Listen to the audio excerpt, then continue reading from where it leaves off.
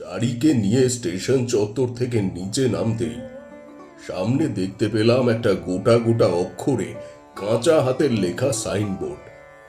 হোটেলের নাম আদর্শ হিন্দু হোটেল।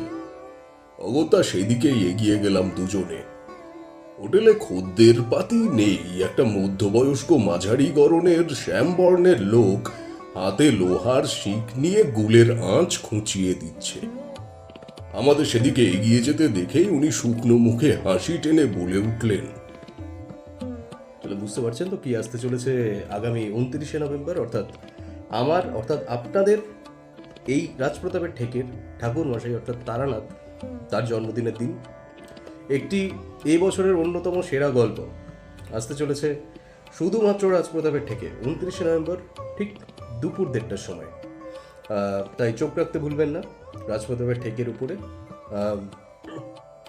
আপনারা যারা যারা রাজপ্রতাপের ঠেককে শুনছেন, ভালোবাসা দিচ্ছেন, তাদেরকে অসংখ্য ধন্যবাদ। আর যারা যারা এখনও পর্যন্ত এই চ্যানেলের ঠিকানা পাননি, তারা অতি দ্রুত এই শর্টসের মাধ্যমে যদি কেউ সাবস্ক্রাইব করেন, তারা অবশ্যই জানাবেন কমেন্টে যে এই শর্টস ভিডিও দেখে আপনারা সাবস্ক্রাইব করলেন।